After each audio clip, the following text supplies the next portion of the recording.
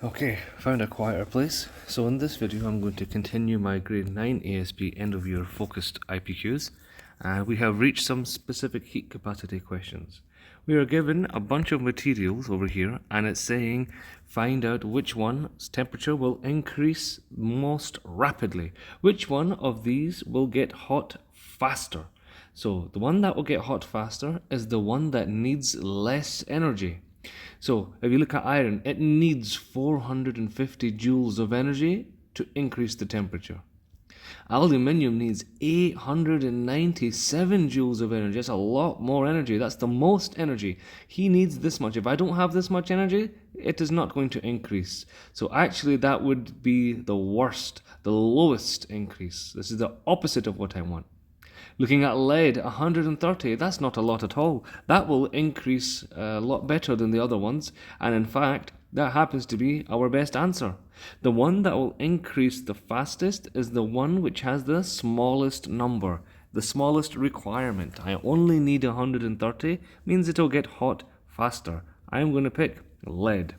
If it said which one will take the longest to increase, then you can pick the one with the highest energy needed, which would have been aluminium.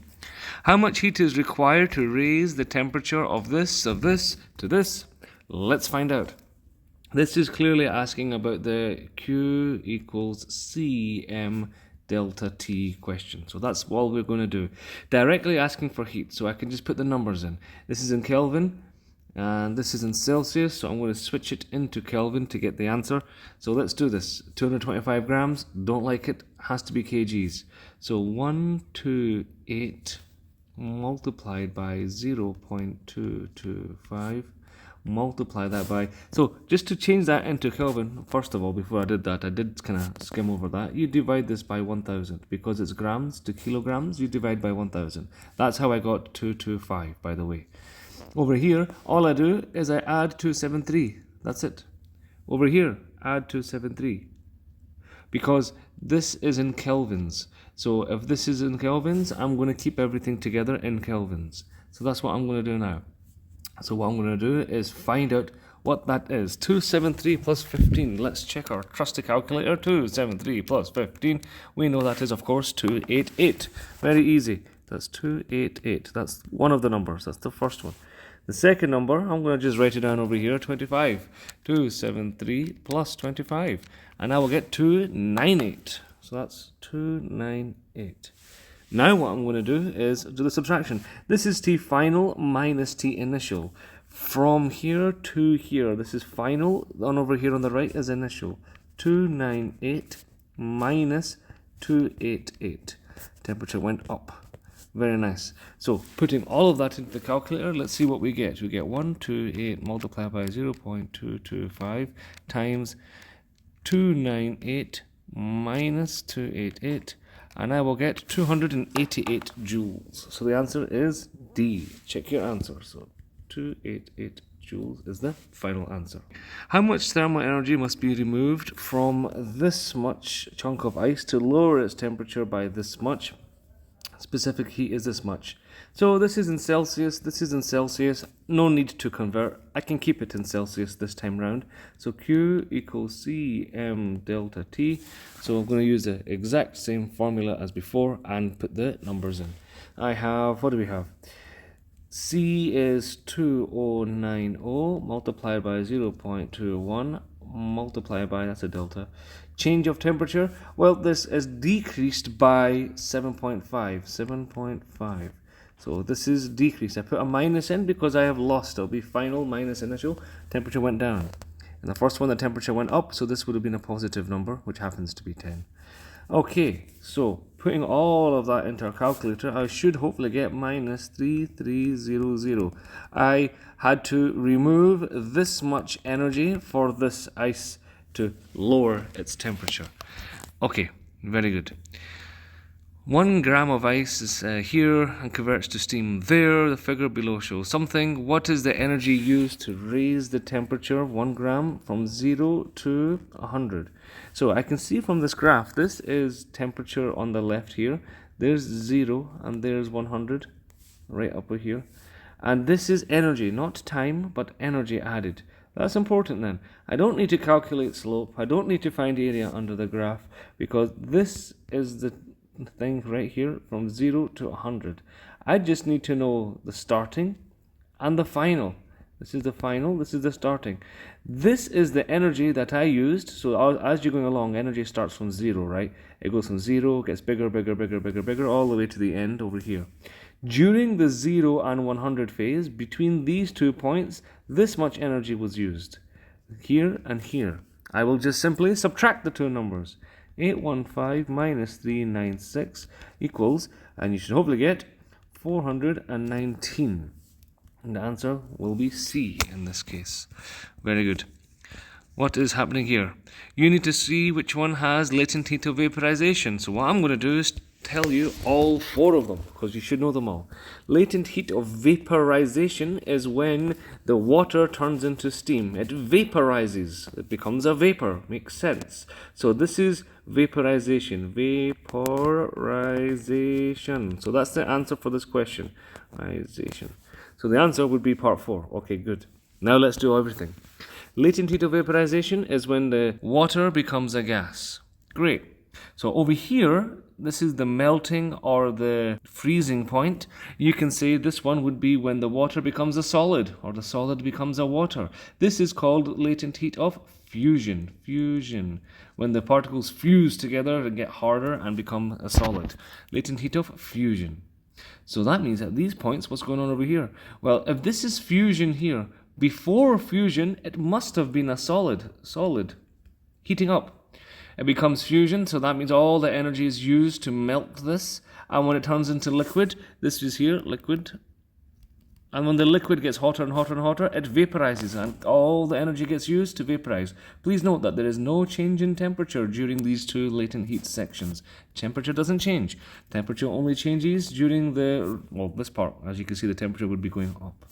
And this is when you use Cm delta T. That would be ml. And let's see if we get asked any of those questions before I talk more about that. Okay, now which is the melting point of the substance? So actually it's just applying the same idea here. Melting point is where it will melt. So this looks like this is going to be a solid over here. I'm just going to write it out, solid. And this will be fusion. This will be liquid. This will be the other one, vaporization. And then this one, and this one over here will be gas. So now let's see. Which is the melting point of the substance? So the melting point, looking at this one, I can see that it's going to melt at B to C. So I can write something like B to C if it asks, or the melting point specifically is probably just asking for the temperature it will melt at. So the melting point, I'll just stick with saying 20. So this region here happens to be at 20. The boiling point, this will be over here. This happens to be at 100. So I will write, is that 100 though? It's not actually, it's less than 100. It's about 90, I would say. That's about 90, right, very good. The segment represents the segment. So segment, I should say, means A to B, B to C and stuff like that. So let's do that now. Segment represents the substance in a solid state. Luckily, I've written it right here, solid, A to B, A to B.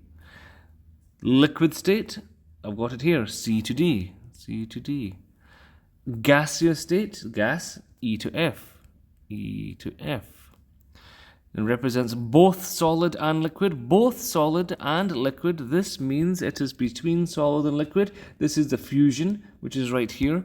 They are melting. So that will be B to C. And then finally, which represents a combination of both liquid and gaseous. Liquid and gaseous is between here to here, which is vaporization. I would say D to E. Very good. Okay. Now, the heat required to change, I actually explained this in the previous video, the definition of specific heat capacity. So please, oh wait, this is not heat capacity because it says to change, I should read the whole question, shouldn't I? The heat energy required to change 1 kilogram of substance from a solid to a liquid. So I'm changing the state. As I mentioned, temperature doesn't change when the change of state. From a solid to a liquid, the temperature does not change. This is energy being used to change the state. Good. So to change the state is a latent heat. It's either latent heat of vaporization or fusion. It said solid to liquid, so that's fusion. Solid to liquid as the bottom part, which is fusion. Liquid to a gas would have been vaporization. Increasing the temperature by 1 degree would have been specific heat capacity. This is what I thought the question was originally going to ask. But no, it's moved over to latent heat. So heat capacity means it will be increasing its temperature. Latent heat does not increase the temperature. What is latent heat? Okay, very nice. This is simply the, well, that's latent heat. That's here. To change state. You don't need to rewrite the whole thing, I guess. Let's say, I'll write it here, the energy needed to change the state of a substance. That's it. I'll say 1 kg substance. That's enough. It didn't ask for solid, liquid, liquid to gas, so it didn't ask for exactly which one, so that's enough. What happens when the solid is heated and expands? Okay, so when it gets heated, the molecules start moving faster. So when you add, if you have particles inside here and you add some fire underneath it, they get faster, they bump into each other more, they bump into the walls more, and it will expand. It gets bigger. The particles themselves don't get bigger, no. The space between them gets bigger. When they get hot, they want to get away from each other. When you're hot, you want to spread out. You don't want to be huddled together. You want to spread out. When you get cold, you kind of huddle together. They come closer together when they're cold. But when they're hot, they go further away. So the molecules do not change size, true. And the space between them gets larger, true. A is nice. The molecules expand, wrong. The molecules expand, totally wrong. And expand, wrong. So don't even need to read the rest of those statements because that's already wrong.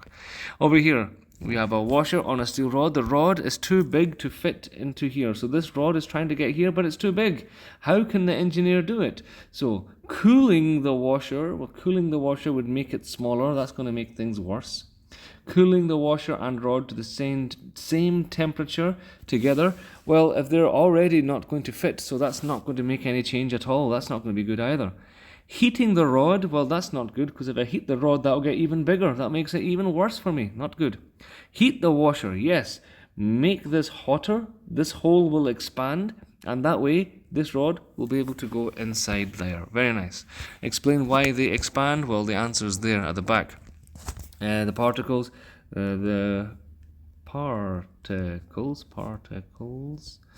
vibrate more and move away from each other. Move away from each other.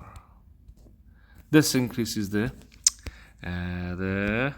distance. I can't think of the word I'm looking for. Yes, it just makes them move farther away from each other, increases the size. Very nice. Why do bridges have expansion joints built into them? So bridges have a little joint. So if you're crossing a bridge, and if you're in a car, you'll notice when you get on a bridge, you'll hear this when you're going on a bridge. And these are expansion joints. In the heat, they can expand. In the summer, they will expand. In the winter, they will contract. If this happens without the expansion joints, the road itself will break apart. That's a big problem. So they put the expansion joints to allow them to be able to go across. So what says? Avoid collapse due to heavy winds. Nothing to do with wind. To stop them? No, we don't want to stop them. They have expand and contract when the temperature changes. This is true. And without these joints, they might collapse. Pretty much what I mentioned. That's a good answer. Lengthened in the future? That is not the reason why. Explain what they are and why they are important. So I've just pretty much mentioned it. Explain what they are. So what can I say? How can I explain what they are? They are gaps between bridges, bridge segments. I'll say bridge sections. That's easier to say. They expand when heated to stop whatever it is from breaking. Whatever it needs to stop the bridge, because it could be used not just in bridges, by the way. Railways have them, bridges have them, many places have them. So I'm just going to start with bridges from breaking, from the change of temperatures. That's enough. I've not really seen many explanation questions in the exams, so I'm not going to spend more time on that. So the figure shows this here. what happens to the width of the gap if the cast is heated. So you'd think that, oh, okay, well, I'm going to heat this up, so that means this will expand and this will expand, and that means the width will get smaller, right? No, you would be wrong. That's a common mistake that people make. So what we would say is that the width of the gap, let's imagine this was just a big piece. If I heated this up, the whole thing will increase in size. This thing will get bigger in all directions. It will get bigger in all directions. When the whole thing gets bigger, so that means I have increased my entire thing. So this is my new ring. However, in my new ring, because everything increased, the width of my gap also increased. Because this was as if it was taking a part of it. As if I colored it red and then I increased the size. The whole ring, the part of that was red, has also clearly increased because the whole ring got bigger. So the gap would also increase because we're assuming the whole thing is evenly heated up. This whole thing gets heated up evenly and it will expand evenly outwards in all directions, meaning that this gap will also expand. If I colored it red, the red will also get bigger. So that's the idea. It also expands because the whole ring grows, including the gap. Including the gap. Oh, please no more writing. Oh, more explanations. Oh, alright, okay. The figure below shows the joints. Explain why they're present. I have done it already so that they can expand. So they can expand. And protect the bridge. Okay. Bimetallic, when it's heated, does it bend towards the copper or towards the aluminium? Okay, so you have to see which one has a different coefficient of expansion. Which one will expand easier? So you're normally given them. I can't remember which one it is. It bends. I think copper. I think aluminium bends more than copper would. I think aluminium has a lower expansion, which means it's easier. No, a larger expansion means it'll be easier to move. So yes, I think aluminium, this one, has a greater expansion. Bimetallic strip basically is this. One side is copper, and one side is aluminium. I heat them up with with fire, obviously. And when you heat them up, they will expand. One will expand faster than the other. And if I'm correct, aluminium expands faster than copper. So if that's the case, if they were next to each other, this will get bigger more, it'll get bigger more, this will get bigger too, but this will get bigger more, so it'll kind of bend towards the copper. So that's what happens here. And I'm not going to write it all out because this video is getting too long. You can... Okay, I'll write it out and then I'll stop after that. Alright, so this basically means that when it's superseded as a bend, it will... They'll be given to you, by the way, the coefficients. They will be given if they ask you for the exam. It will... You don't need to memorize it. Bend towards copper because that's because, okay, aluminium heats, not heats up, I wouldn't say heats up because they're both heating up together. It expands faster. Okay, I'm going to stop there today. This video is very long, so I will stop and continue in the next one.